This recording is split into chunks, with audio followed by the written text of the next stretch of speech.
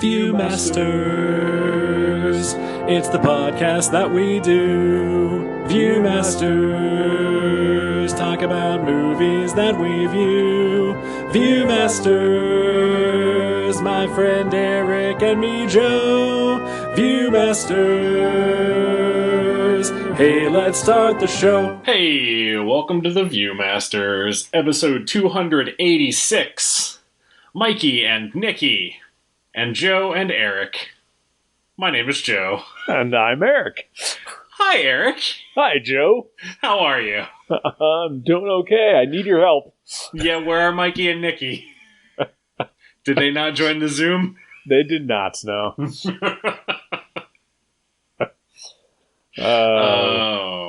They exist in the 70s. There's no Zoom.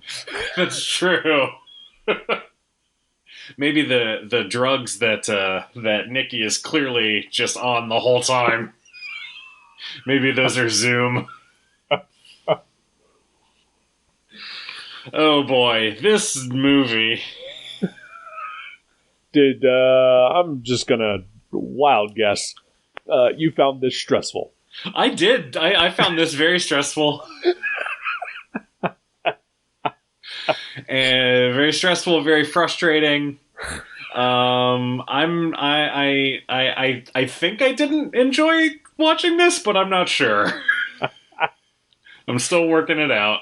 Okay, all right, that's fair. Well, that's what we're here for. We're gonna talk this out. We're gonna figure it out together.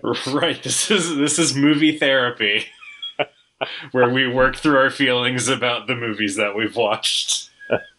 I mean, sometimes, yeah. Yeah, it's, I did say it as a joke, but it's actually pretty true. I mean, for the most part, we do tend to, watch these movies and then immediately go to record. It's not a lot of time to process, what we've just seen. Right. Especially when it's something like this. Which, as you mentioned, at times is a very stressful task. Like the movie is a task. Watching this movie is kind of a chore. I mean, we've definitely had some movies that were chores. Definitely. I would say Cloud Atlas, our most recent, was one of them. It was somewhat chore-ish. Yeah, Dune for sure was a chore. Yeah. This one to me was not a chore, but it was a harrowing experience. This is the story of Peter Falk trying to kill his friend. And being thwarted by his friends' just persistent ADD. And again, I do. He's on so many drugs. Clearly. I mean, what are you talking about? He's been drinking cream and he's just smoking a lot. He's fine. It's true. Yeah, I don't know what I'm thinking. May or may not have poisoned himself. Oh, man. This movie. The plot is pretty simple. You pretty much nailed it in your description there. It is about a interminable guy named Nicky. What a great descriptor for him. I can't think of a better one. Who we quickly learn is kind of on the run from the mob that he works for. There's a hit out on him. He is pretty sure he's going to die that night. And he calls on his friend Mikey to help him out of this situation. And things go entirely awry due to Nicky's own machinations and possible drugged condition. And just bipolar spazzy mentality. If the object of the movie was to make me root for Nicky dying, mission accomplished. I kind of could not stand him. I get the feeling that you weren't supposed to. Okay, perfect. Yeah. I mean, there's nobody in this movie who is what I would call redeemable. Right. But he is definitely on the far bottom rung of that spectrum there. I mean, Ned Beatty's just trying to do his job. He is sadly the most likable character. The Hitman. I did not expect to watch a movie where Ned Beatty played a hitman. But I like it. Yeah, I did too. He was very good, and yeah, he was the most relatable character. He just wanted to get his job done so he could go home and try to turn a profit. Right? I also really enjoyed that his name was Warren. I don't know if that was on purpose. I know he had a last name, but like when they first said his name was Warren, I was like, oh yeah, Warren Beatty. That makes perfect sense. Yeah. Just quick aside, the writer-director of this movie is named Elaine May. She was, I believe in the 50s and 60s, part of a comedy duo named Nichols and May. Okay. The Nichols being famed film director Mike Nichols. Oh, wow, okay. After they parted ways. Elaine May only made 4 movies ever. The last one that she ever made was Ishtar with Warren Beatty. Wow. What a resume. Yeah. And you've probably not seen Ishtar, have you? I have not seen Ishtar, okay. No. I think we've talked about this slightly, just in sort of it is largely considered to be like one of the biggest flops and worst movies ever, but it's actually a really good movie. Like it is unfairly maligned. What's it? I have no idea what Ishtar is even about. So it's Dustin Hoffman and Warren Beatty play struggling musicians who are trying to get a gig, and they somehow wind up involved in sort of an international terrorist espionage plot. But they're pretty dumb guys, so they pretty much just think that they're just just having a hard time getting to their gig in the Middle East. That does sound kind of great. It's delightful.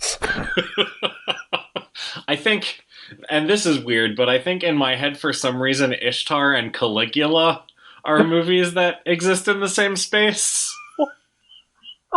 So like I regularly confuse them. I honestly could not tell you why. Alrighty, very different movies. I also don't know anything about Caligula, and I feel like I'm okay with that. Yeah, you're fine.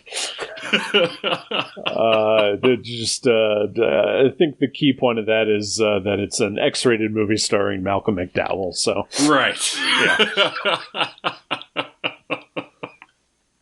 yeah. Oh man. All right, so Ishtar is what we're watching next week, is what it sounds like. God, I wish. We'll have fully watched half of Elaine May's directorial efforts.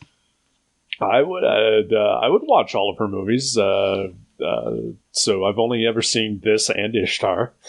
The other two that she did, one of them is called The Heartbreak Kid, starring Charles Grodin. Okay. And I believe Sybil Shepherd. And I would love to watch that. That is not available to watch anywhere. Oh, that sucks. Yeah, like there's rights issues with it or something.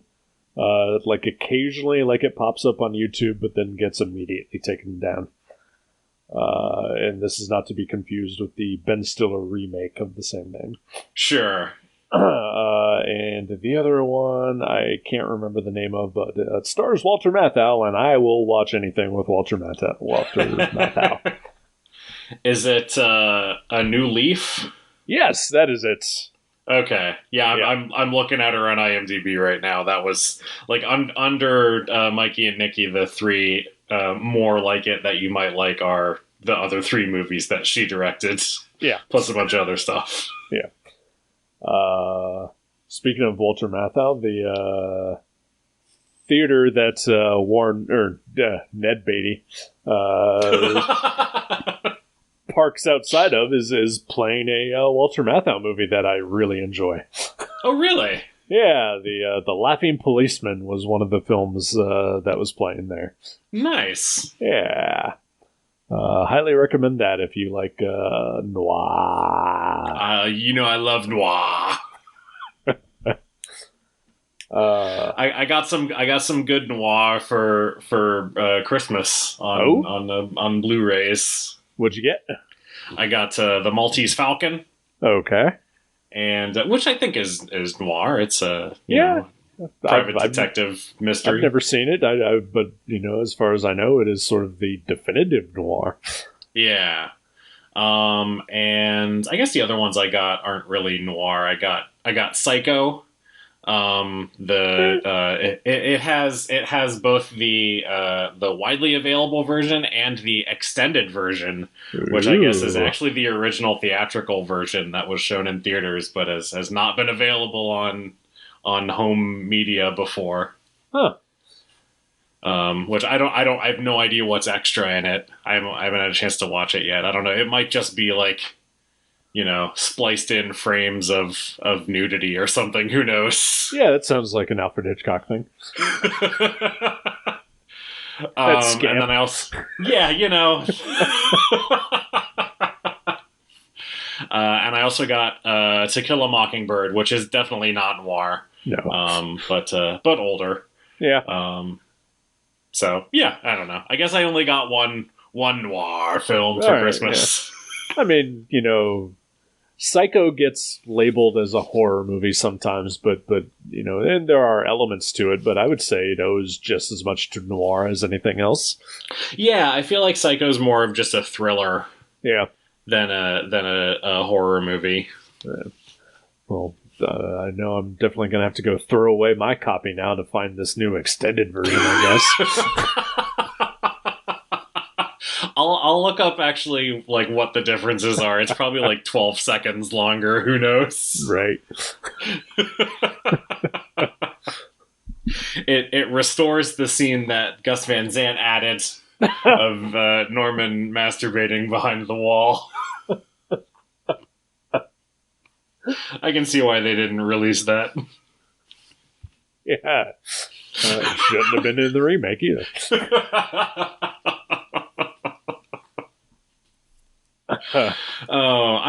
Can you believe that they did that? I'm gonna do a shot-for-shot remake of Psycho. Like, who thought that was a good idea? Gus Van Sant, I guess. I guess. Like, it's an interesting idea, I guess. I mean, as a, hobbyist comic artist, like I enjoy recreating covers and panels and stuff like that, just to, see what I can do with it. But at the same time, like, I'm not just tracing over anything. Right. Like, I am trying to add something of my own, and sadly, the only thing that we can point to in the Gus Van Sant Psycho is the masturbation scene. Right. and that it was in color. It's like cover songs. Like, I don't want to hear a cover song that sounds exactly like the original. I want, a take. That is exactly right. Yeah. Exactly right. Yeah. Yeah. Like that Weezer cover of Africa by Toto that was super popular for a little while. Like, it sounds just like Africa by Toto. Why would I listen to that and not just the original version if they're not going to do anything different with it? Exactly. Mikey and Nicky. Mikey and Nicky. So Nicky calls Mikey, who is his only friend. Yep. And then we relatively quickly learned that Mikey is in on the plan to kill Nicky and is trying to coordinate with Ned Beatty. God damn it.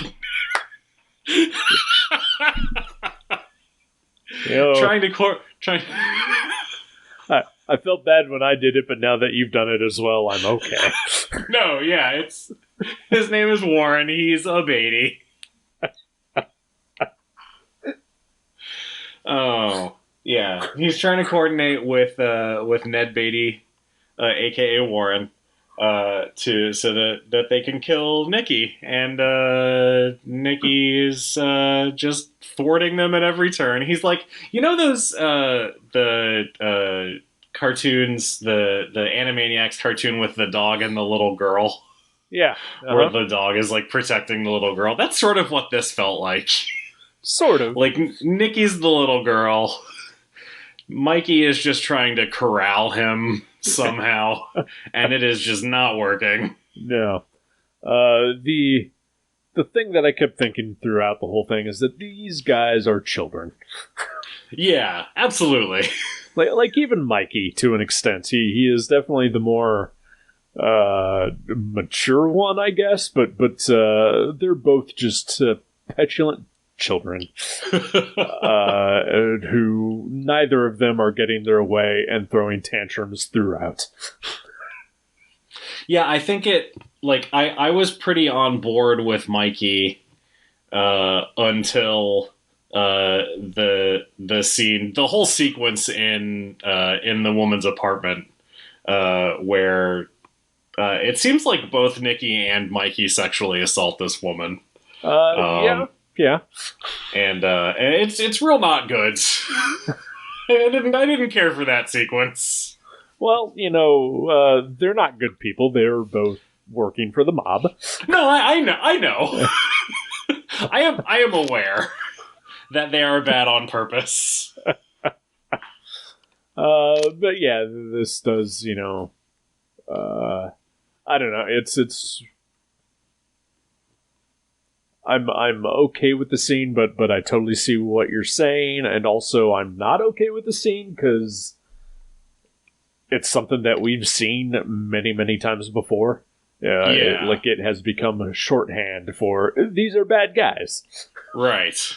And I'm not sure, being a 40-some-year-old movie, where it falls in the whole, is this a trope at this point, or is this, pioneering something? Yeah. But either way, yeah, it's it's an uncomfortable scene all around. Yeah. And yeah, Mikey up to that point has some sort of dignity, at least. Yeah, that's exactly what it is. We know that he's plotting Nicky's ultimate death. Right. But we haven't, we haven't seen him, I guess, do anything like overtly violent or I don't know, there's a line in my head between conspiracy to commit murder and attempted rape. and he crosses it at that point. I'm okay with conspiracy if it's Columbo, because Columbo is just so damn likable. But attempted rape is too far, Columbo. I get it. Yeah, and you're absolutely not wrong.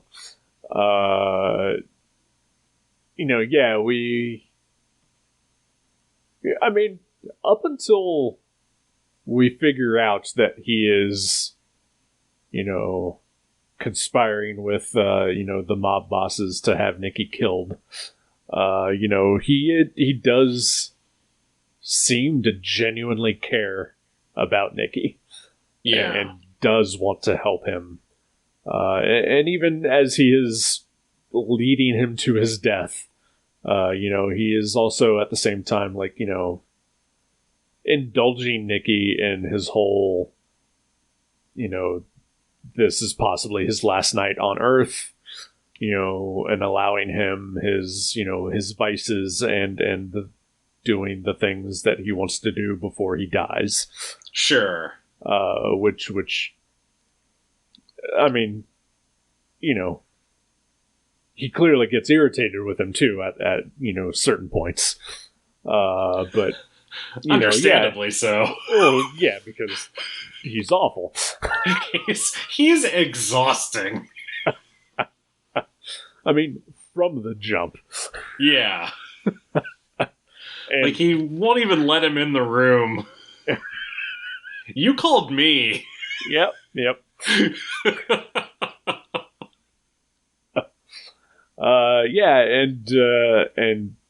that never lets up throughout the entire movie. No, it does not. Nicky is just awful throughout.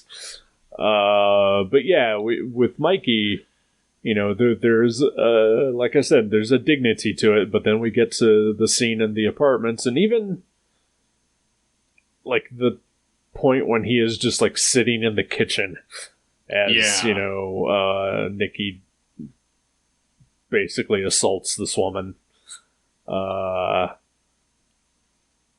Even then, there's still just sort of it's more like he just wants to get out of there.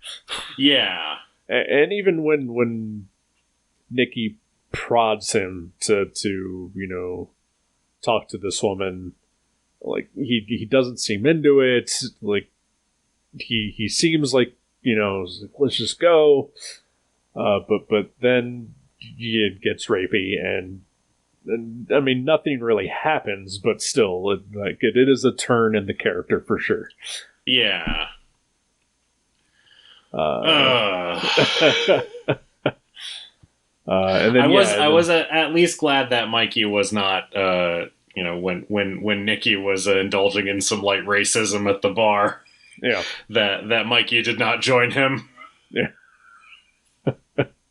Yeah. So he's got that going for him. Sure. Yeah. Well, he's a Jew. He knows. That's true.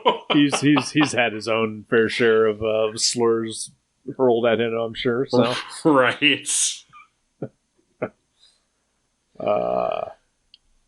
The one scene that I didn't truly understand, they're in the cemetery looking for Nicky's mother's grave, and Nicky starts talking about Mikey's brother, and that comes to play again at the end.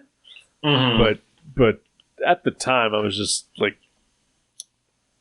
I don't know, the conversation between them was I mean, every conversation between them is weird and exhausting, but that one more so to me, just because I didn't understand Mikey's reaction to it, I guess.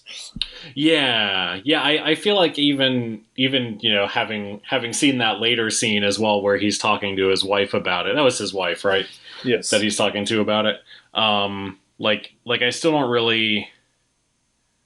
I guess I get it, and I get the parallel that, it's sort of trying to draw that, Nicky is like Mikey's brother. But, right. I don't know, yeah, it didn't, it felt a little forced to me.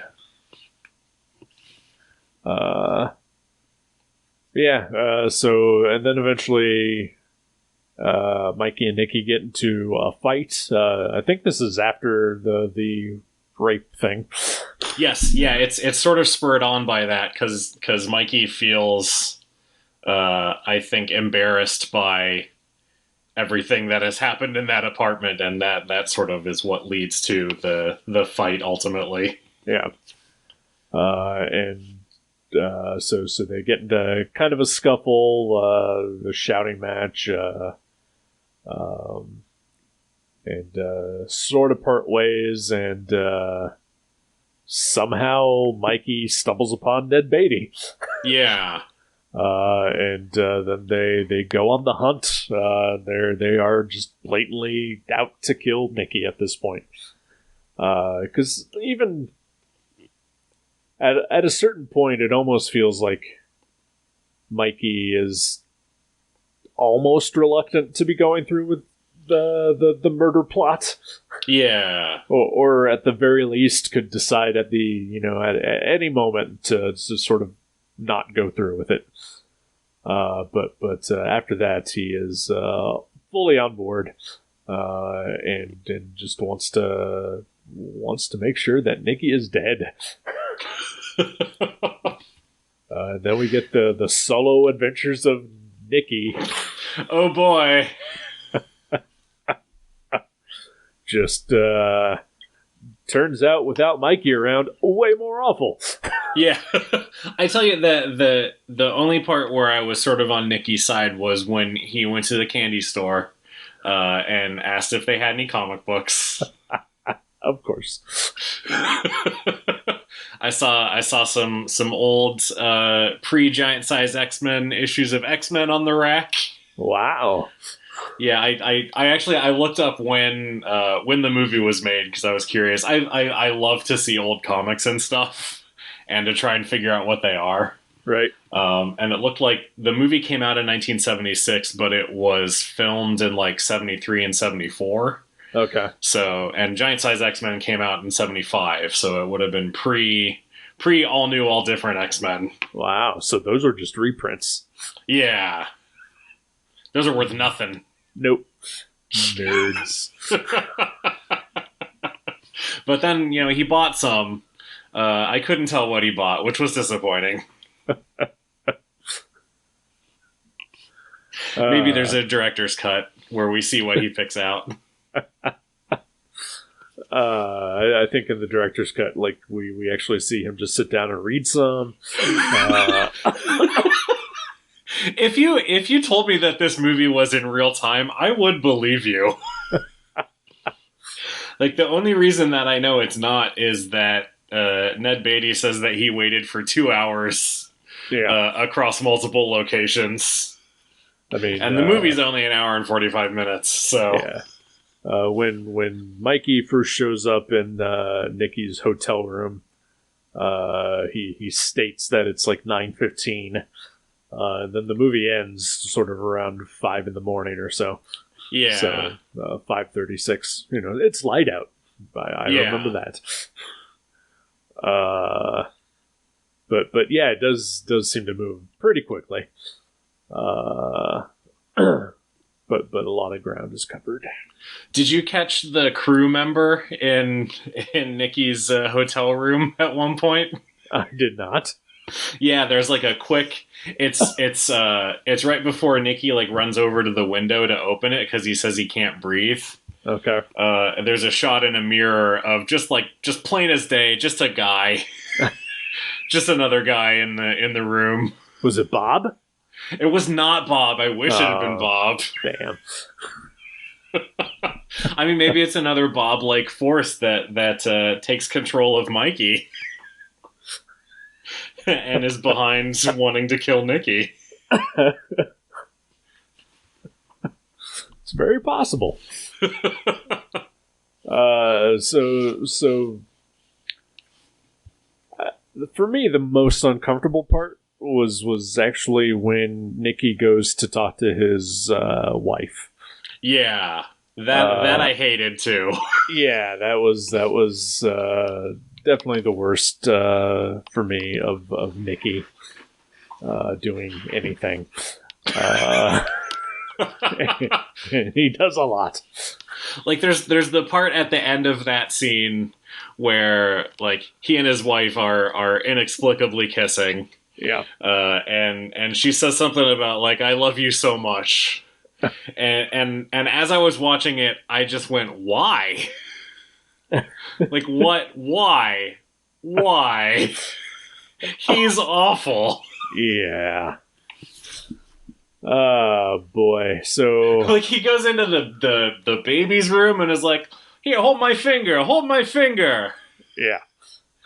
Even Like, the baby what- hates him. What is wrong with you, John?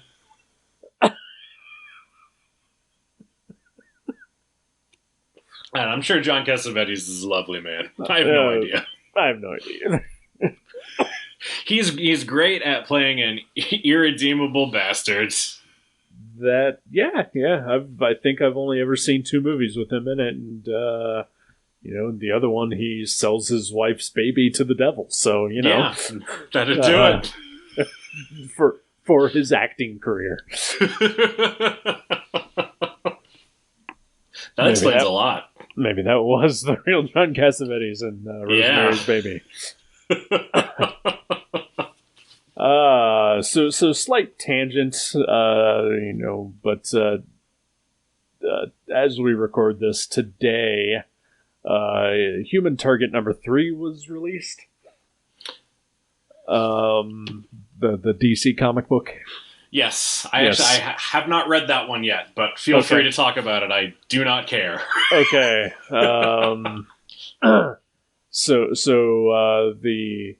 I guess sort of the hook of the series is that Christopher Chance, the Human Target, has been poisoned, and he has 12 days to figure out who murdered him, and somehow it involves the classic Giffen, DeMatteis, Maguire era Justice League. Right. And so every issue is sort of spotlighting, one or two individual characters of that team. And Guy Gardner shows up in this one. Okay. Guy Gardner is like one of my top 3 favorite of the Green Lanterns, because he is an asshole, in direct opposition to, the goody-goody other Green Lanterns. Sure. But at the same time, asshole or not, he is also still a hero, and still deep down a decent person. He's just very rough around the edges and gruff. Yeah. And egotistical. Oh, Lord.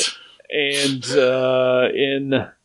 in this issue, Tom King writes him as if he is just the world's creepiest fucking stalker. That sounds right. To just an abusive level. Because the plot of the story seems to be revolving around Ice, who at one point in the comics was romantically linked to Guy Gardner for some reason. Right. But in this issue, Guy Gardner is 100% just an abusive, stalking asshole. Irredeemable. Yeah, I mean, that kind of sounds like a Tom King character. Like, didn't really read the character, knows sort of broad strokes about him. Yeah. Gonna go ahead and write him. Yep. And so, after reading that today and then watching this, I am just real fucking sick of men.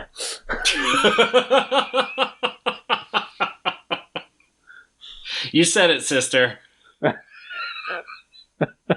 Who needs them? Not me, that's for sure. Not me either. No, I am also always sick of men. So yeah, we're not great. No. And then earlier, my girlfriend was talking. We're taking a trip at the end of the next month. Ooh. She's we're going to Athens, Ohio. Nice. Not Greece. No, sadly or Georgia. Not. Nope. She went to school there, so she just wants to show me around. But then she's like plotting our trip based on like restaurants she wants to hit. Perfect. Which is fine by me. Yeah. And so she like sends me, oh, my favorite coffee shop is next to the comic store.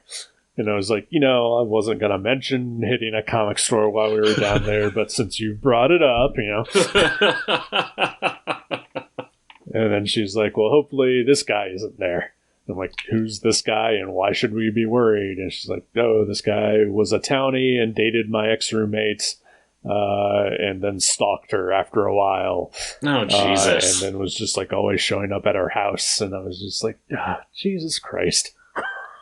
That's horrible. And I was like, does he work at this comic store? And he's like, no, but he was always there.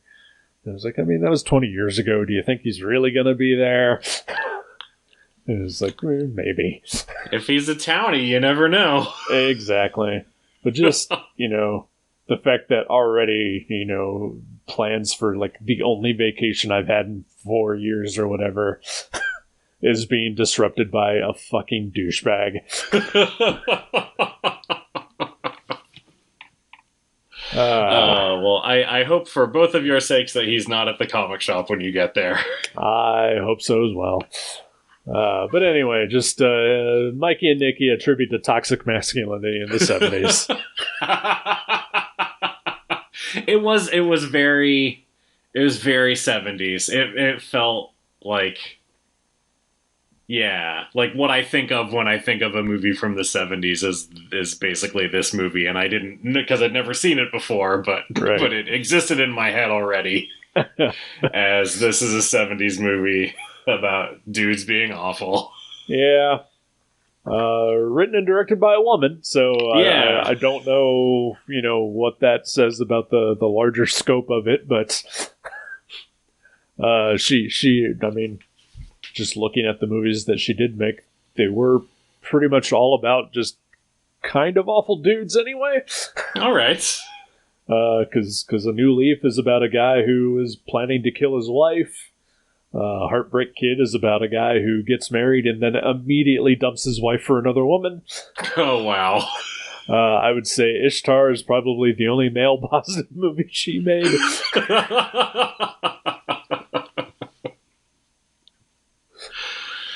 Ooh. You mentioned Human Target. That reminded me that the plot of Human Target is basically exactly the same as the plot of DOA. Yeah. Which we did earlier on this show. Yeah, we did. Which also had some weird toxic masculinity aspects to it, too. Right. At least everything that we've read and watched since then has not had slide whistles whenever a man looks at a woman. I was going to say there could have been some in Glengarry Glen Ross, but there were no women in Glengarry Glen Ross. So never mind.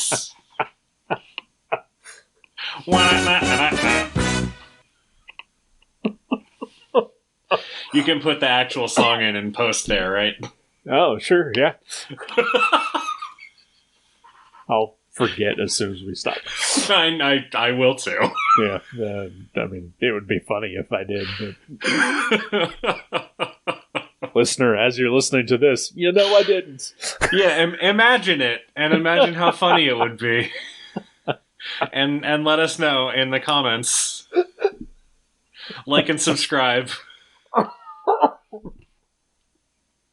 I don't know where you go to like podcasts. Do you do it in iTunes? Yeah, I think you can. Yeah. Okay.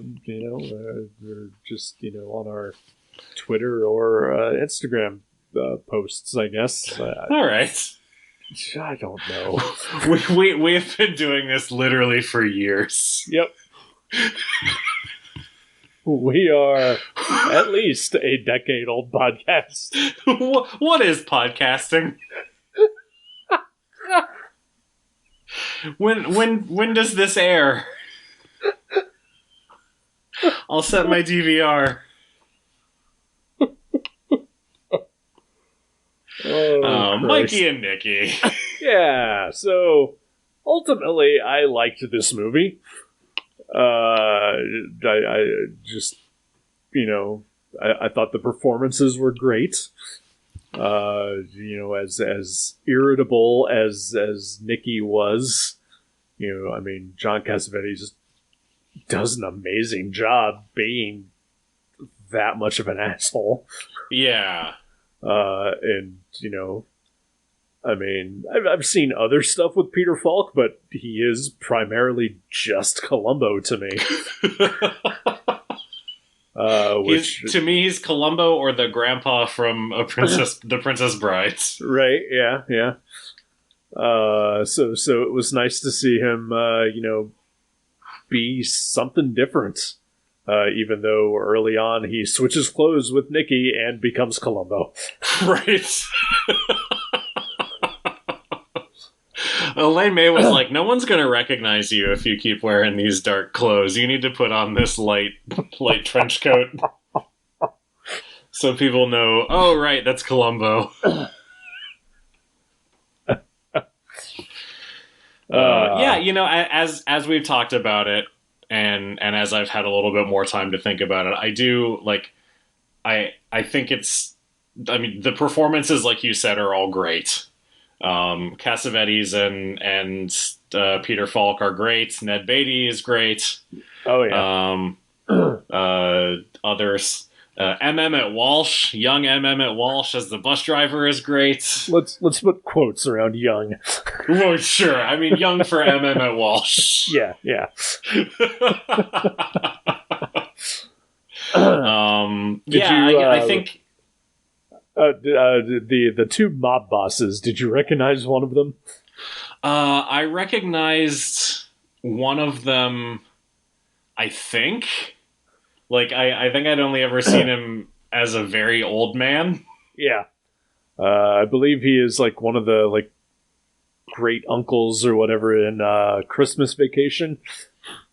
Yes. He's the one that gets the squirrel in his toupee or something like that. Yeah. He's been in a ton of things. And so I looked him up on IMDb. He only died. He died in 1997, but he was only 69. Oh, wow. Nice. Yeah, of course. R.I.P. nice. Sure, yeah. But, yeah, that dude looked like he was, in his 90s. Yeah, that is surprising that he was that young. Yeah. But anyway. But sorry. No, it's okay. I feel like it sort of meandered. Which is what it was going for. I think it just didn't capture me. My mind wandered a lot while I was watching this movie. My phone was definitely in my hand for some of it. It was entertaining when stuff was happening, but there's a lot of times where it's just sort of they're walking down the street and arguing, or Mikey's chasing Nicky again, or they're wandering through the graveyard for a long time, right? And it just I don't know. It was a little slow for me, but also I know that's what they were going for, just the story of the night for those two. Yeah. So I don't know. Yeah, it's not the fault of the movie. If anything, it's my fault for not being into it, I guess. Damn right, it's your fault. I mean, this is a Criterion movie, so it's clearly really good. And I'm just too stupid. I think that's what it boils down to. There are definitely movies that we have watched where we can point to our stupidity as for the reasons why what doesn't connect with us. Right. But this movie is so simple and so basic. I don't think intelligence plays a factor. It just, it didn't grab you, and there is nothing wrong with that. Yeah. It's too simple for me. Yeah. There we go. It needs just a little bit more going on. You're too smart for this movie. That's not what I said. That is very definitely not what I said. I get it. You're reading between the lines there. Look, I just don't think women should make movies. That's what I'm saying. No, listener, that was a joke. I do not feel that way. Please do not cut that and present it out of context on Twitter or TikTok. This will be the clip that I play for the promo. Please, perfect. Just that 2 seconds. Yep. It'll be the shortest one we've done. Yep. Oh, gonna get canceled in 2022. That's my goal. Excellent. Oh, you're already making New Year's resolutions. That's good. That's good.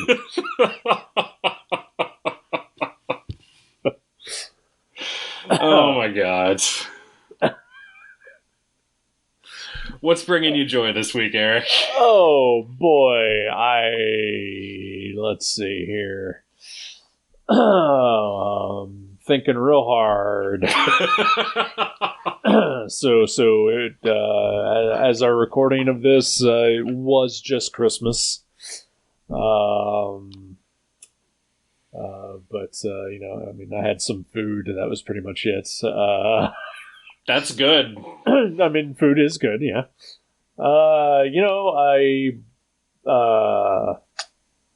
I got a book that I ordered from Amazon on Christmas Eve, actually. I was not expecting to get it that soon.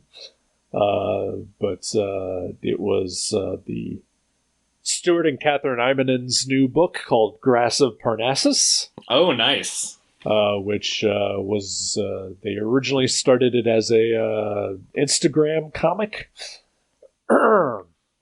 and just recently published it in hardback form. And I followed it when it was on Instagram, but I was always very confused by it. And Instagram is not where I go to read the things.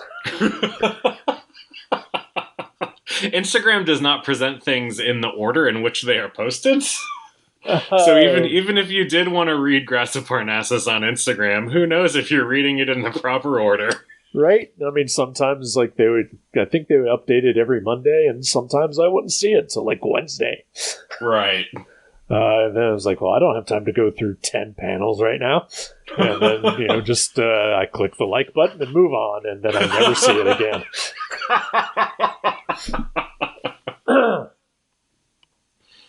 So it was nice to be able to read it all as one continuous story, which it is not really a story. Okay. It's just a series of slightly interconnected skits is the best way I can describe it. Okay, interesting. But it's very interesting. It's incredibly pretty. And it was a lot of fun. And then there was a very extensive back matter section full of sketches and notes and designs and stuff like that. And Stuart Immonen has always been a top 3 comic creator for me, so it's always nice to see how he approaches things, even if sometimes it seems to be very clinical. Even for something as silly as this, and it was a delightful read, and I highly enjoyed it. So that is what brings me joy this past week. Nice. Actually, I forgot that the collection of that was out, so I need to my to read pile is already very large, but I will add that to my wish list. Nice. I'd also want to add in. I just remembered this. So we've talked about the Nightwing comic in the past, and how it is much better than it has any right to be. Right. And the newest issue, there was a... so the first story arc happened, and then there was a crossover, which kind of sucked because it was a crossover. But then the newest issue is back into the regular swing of things, and it was... an achievement. Right. It is, and I've read other comics that do this, but I think this may have been the best one. It is a continuous comic where every I don't even know how to properly describe it. You are a comics journalist. Please help me. The entire issue is one continuous panel. Yes. So it's 22 pages, one panel. Yeah. I actually have not had a chance to read that one yet. I got a review PDF of it, but I decided I wanted to wait and read that as a physical non-watermarked thing. So Right. that is in my to read pile as well. But I'm very excited to read that. I highly enjoyed it. I'm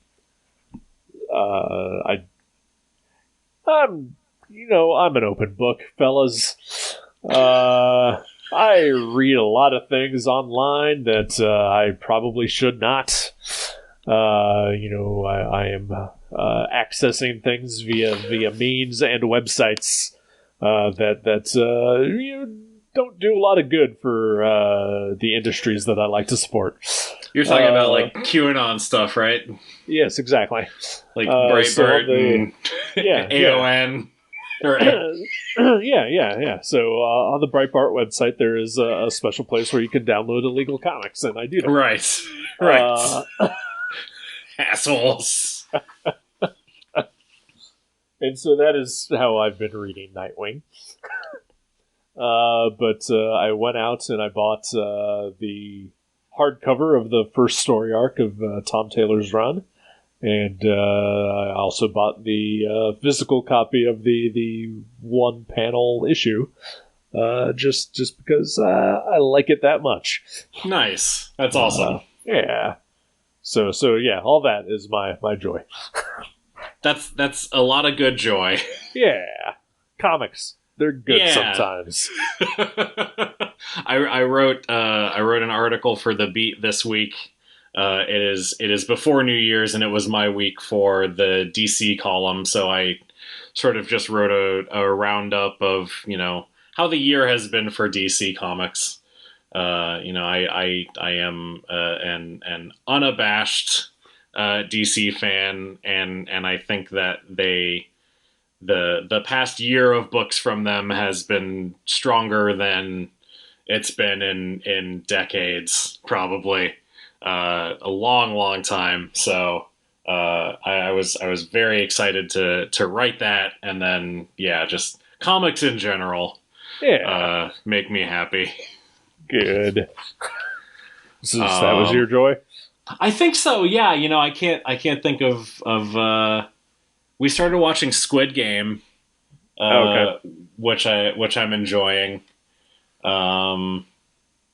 We picked up Little House again, which I really like. Jenny was getting annoyed with Allie, so we started watching Little House instead for a little bit of an Ally McBeal break. Oh, okay. It's been. I guess probably the biggest good news is that last week Jenny had a scan. Mm-hmm. The first scan since starting her current treatment, her current chemo regimen, and the results were, I guess, as good as we could hope for. There's been no new growth, and what's there has shrunk significantly. So that's great. Yeah, so that's probably. Comics, and also my wife's cancer is getting slightly better. I mean, equivalent. Exactly. Both two things that are very important to me.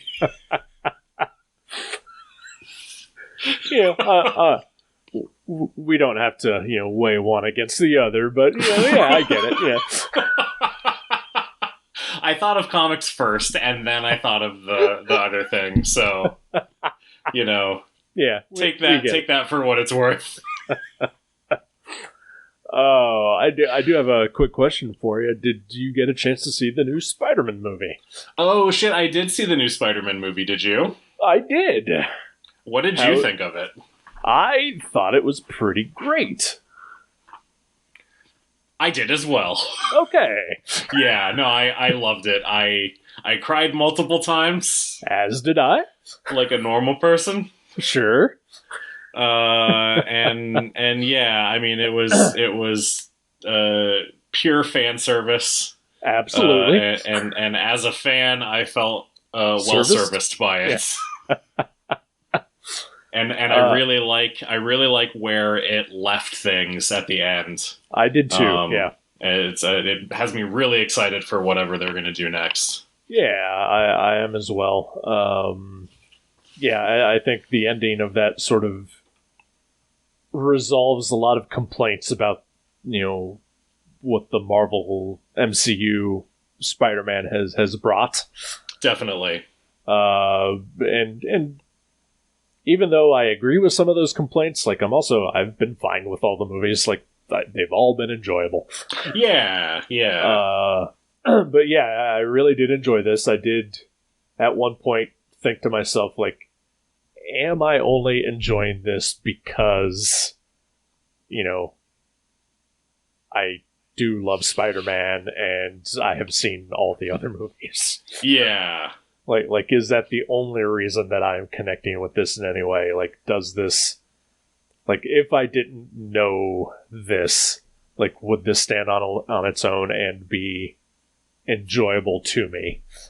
And unfortunately, like, there's no way I can ever possibly answer that. Right, yeah. But I will say that, I saw it with my girlfriend, and she does not have, that connection to Spider-Man as a whole. She had only ever seen the first Sam Raimi movie and then the two previous Tom Holland movies. Okay. And she also, likes to tell me repeatedly that she is dead inside and does not show emotion. And yet she did cry in the movie. Wow. So, maybe it does work. And yeah. maybe, so I'm sort of adding that into my overall view of the movie too. So, but either way, it was a fantastic experience for the most part. I certainly do not enjoy going back to movies. Right. Movies are back for better or worse. Yep. But I've definitely been in worse crowds, so I guess there's that. Good. That's awesome. Yeah, I would not have gone as early into the run as I did if I had not found a theater that was requiring vaccination to get into the door. That's good. So yeah, that made it a little easier, or at least took a little bit of a load off for my mind anyway. And I know Jenny felt better about it too. That's good. So unfortunately, that was not a requirement at my theater. And my lady friend and I were the only people wearing masks in the theater. Fuck. Yep. Can't wait to move back to Ohio, Eric. Can't fucking wait. It's so good out here, Joe.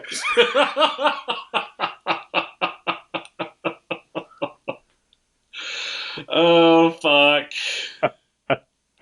But yeah, I'm excited to watch that again and see all the things that I missed the first time around. I know Jenny wants to go see it at some point, so yeah. Once the crowds die down a little bit, we'll probably go do that.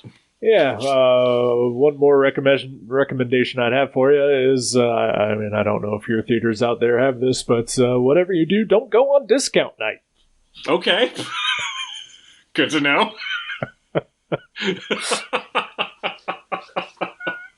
Yeah, that seems like from what I remember from going in the before times.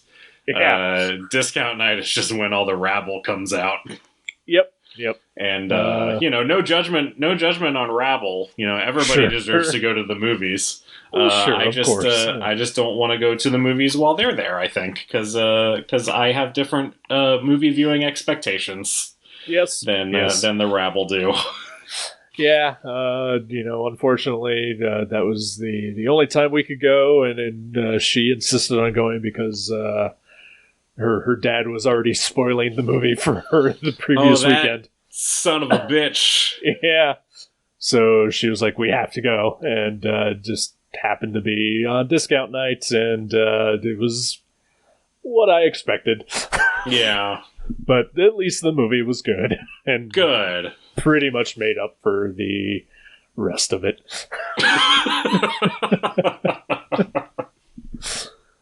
Oh, boy. Should I pick a movie for next time? I guess you should, yeah. All right. I talked a little bit about older movies before, and I don't know if this movie is considered noir, but it is an older movie. Is it Maltese Falcon? It is not the Maltese Falcon. Because I haven't seen that, so just saying. I'll keep that in mind. Yeah, I don't know. I haven't looked and seen if that is streaming anywhere. So, but this movie is actually another Humphrey Bogart movie. Oh, okay.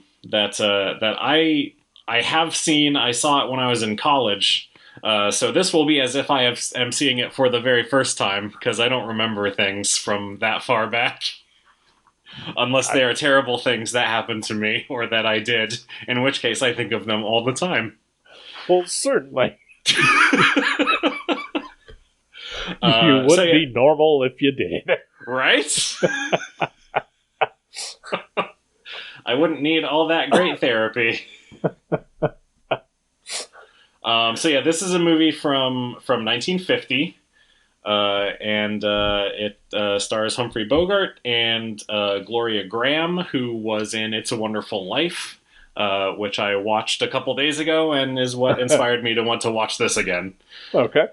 It is the Nicholas Ray movie, In a Lonely Place.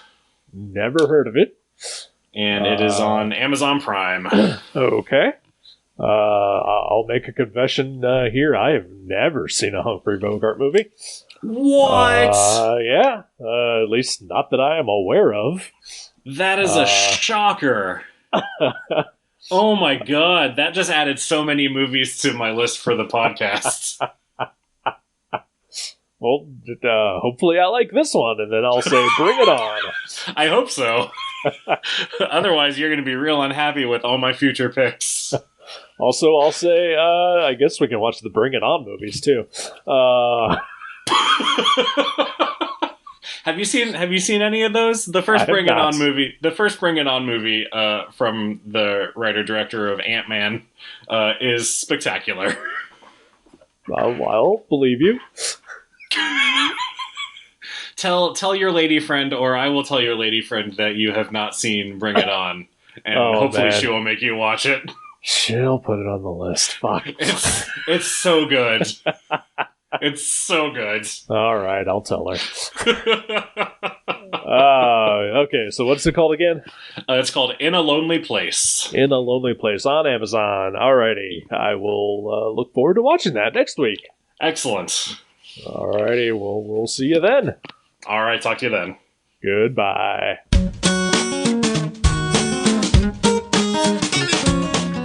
Thank you for listening to The Viewmasters. You can subscribe to the show directly at view.guttertrash.net or at iTunes and leave us a review. Visit view.guttertrash.net for email information and links to Facebook and Twitter. We'll see you next time on The Viewmasters.